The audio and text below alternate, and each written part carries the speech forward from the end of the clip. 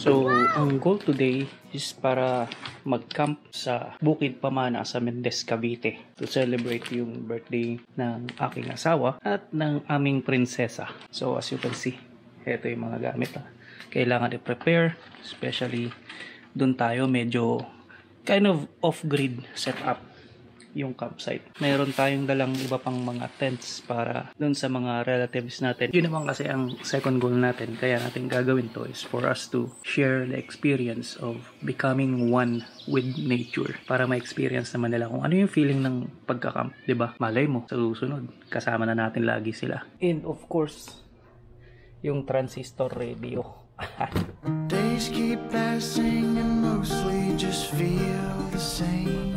Mataas na ang araw nung umalis kami sa Fairview. Medyo madami kasi talagang kailangan ikarga sa sasakyan. Pero ang hindi namin alam, itong iiwan naming lugar ay magiging napakainit sa araw na to.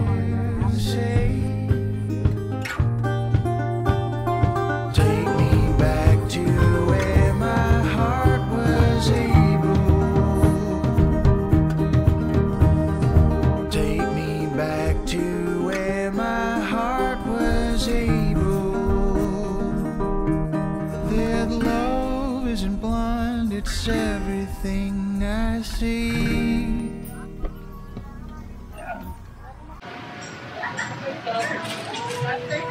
Bagong bukas to, ate.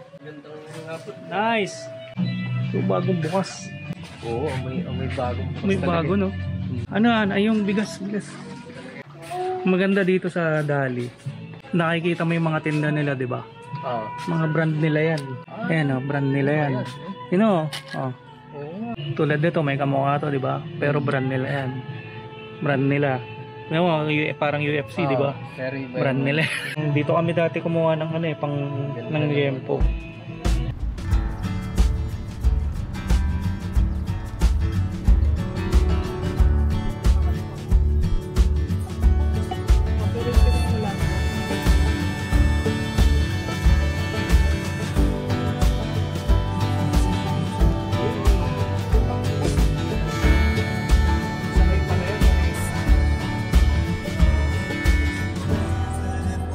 Pwesto sa ano. Ito yung kabila ng tao. Ano ba sabi mo? Maganda rito. Fresco. Wala kang maririnig kundi ibon. At radyo. 774.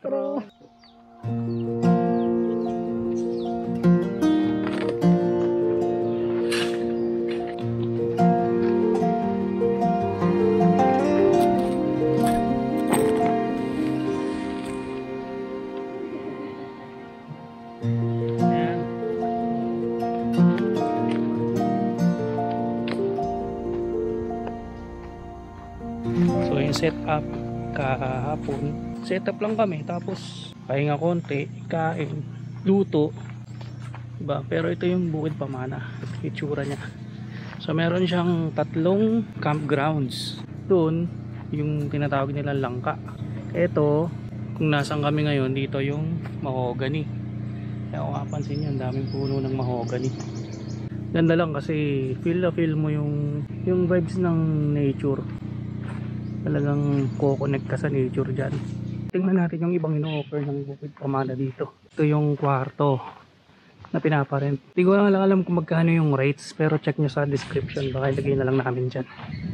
Meron din dito na mga, wala mong tawag dyan eh.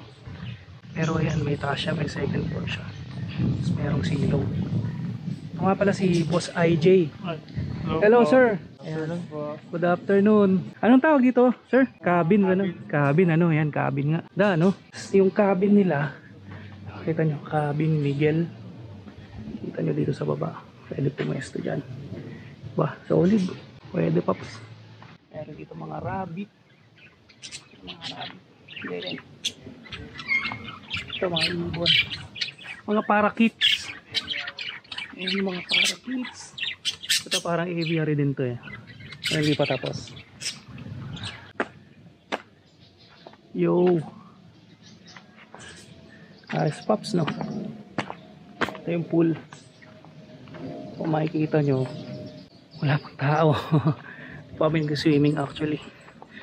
Ang gusto ko dito sa pool na to is yung makikita nyo yan sa taas. Meron siyang ang tawag dyan. Kasi hindi siya mainit. Alam ko tawag dyan pero nakalimutan ko lang kung ano mismo. Pero ayan yung pool area. Itong tubig nila sa pool, since mainit talaga yung panahon, malamig yung tubig dyan.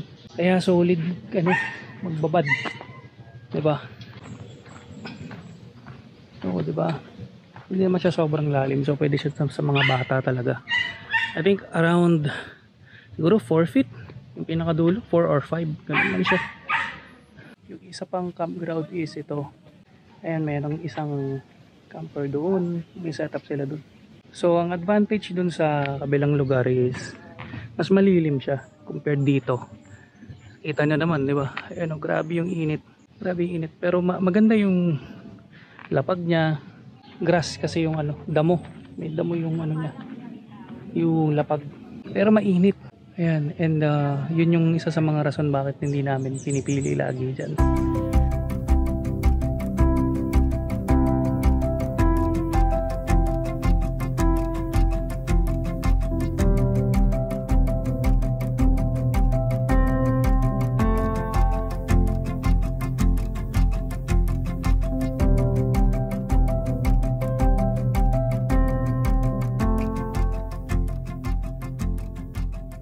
So ngayon mamamalengke kami pero hindi ko pa alam kung saan yung palengke. Paala na, hanap na lang kung saan dito malapit yung palengke. Bili ng ulam. Maraming darating mamaya. So sama kayo, palengke tayo. Mendez Public Market. Hindi ko alam gaano kalayo yan Pero sabi dyan, 15 minutes. Malapit lang, ngayon lang Tara. Tapos tayo sa palengke.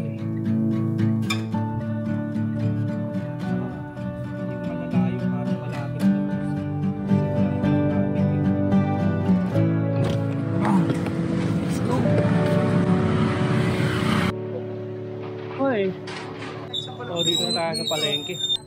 Kung pupunta nga pala kayo sa palengke nila sa Mendez, Cavite, baka mahirapan kayong makita yung parking.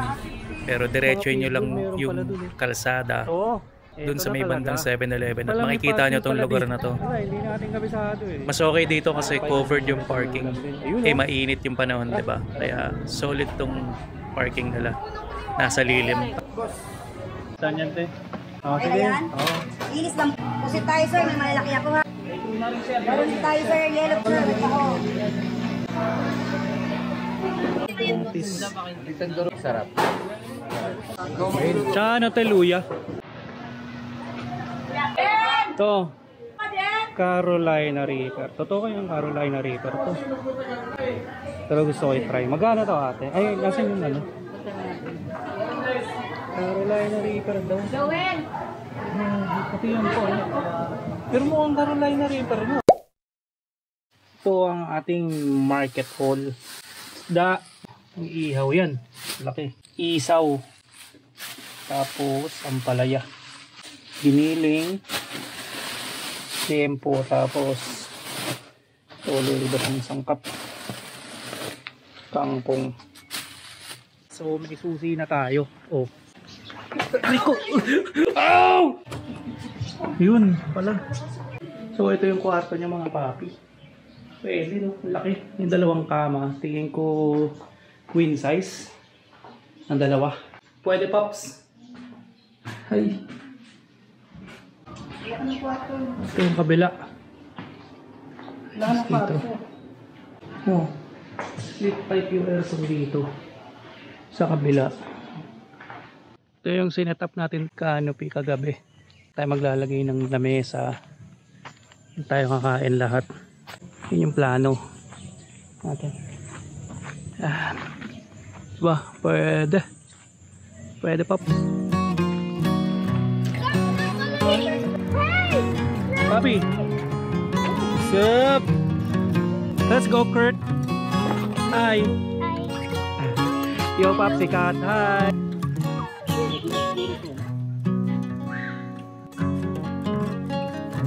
Do you think I can do this? Oh my God! Hirap pala guys. Pag isang kamay lang yung gamit, talagang mag-i-enjoy yung mga bata dito. Lamig dito.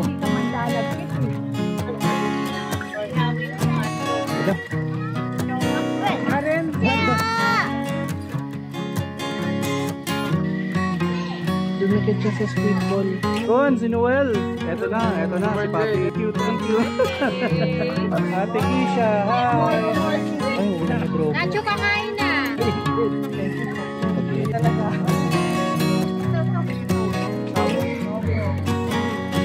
Oo.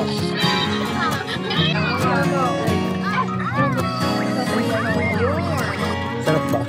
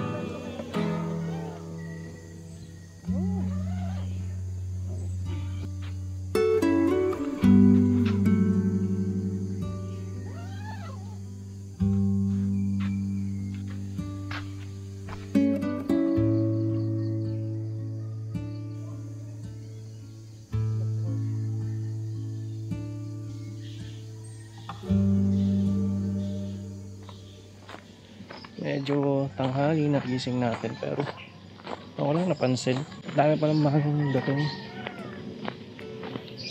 Ito yung gusto sana naming lugar. Una, kaso medyo mainit siya, tingin ko.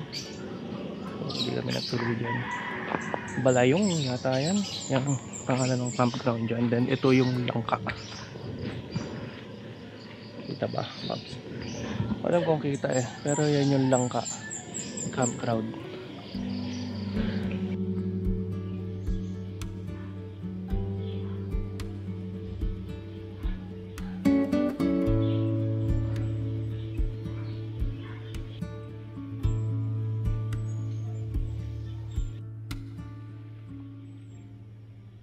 Good morning. Good morning. Welcome again sa ating outing na camping. Outing na camping. Siyempre may ride. Kailangan masarap ang almusal natin. Ano po yan? Sinangag ko na mamaya lutuin natin yung nuggets. Sarap na amoy. So dito mga Pops, pagka naka-check-in kayo sa dito sa mga kwarto na to, mayroong breakfast. Tingnan natin yung breakfast, ang itsura. Palm and egg. Egg. Ang sarap ng Tapos sinangag. sinangag. And this is all from their farm. Fresh from the... Fresh. Fresh. Fresh yan, fresh. Fresh. Ay, meron pa pala isang kwarto dito. Daniela. Pops, good morning. Good morning. Tatanong ko lang sana anong feeling mo na to sa sarili mong kwarto talaga. Napakasarap sa pakiramdam. Feel ko na parang welcome ako dyan sa kwarto na yun. Pangalan mo talaga eh.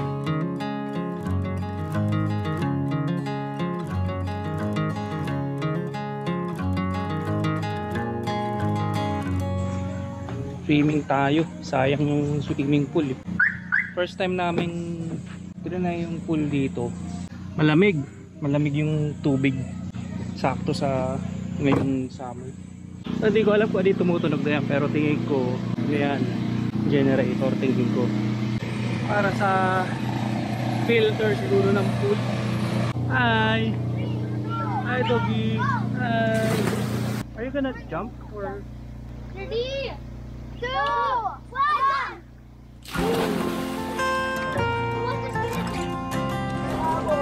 Kyle.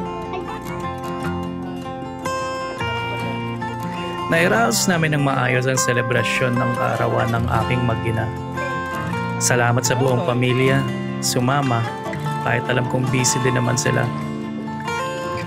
Palagi akong walang pagsisisi tuwing pinagpapalit namin ng mga konkretong gubat sa lungsod dito sa totoong bukid. 3 araw at 2 gabi. Ayos na din yun para makatakas sa init ng Metro Manila. Salamat Pops sumama ka hanggang dulo. Pero isa lang ang sigurado ako, hindi ito ang huli nating pagkikita.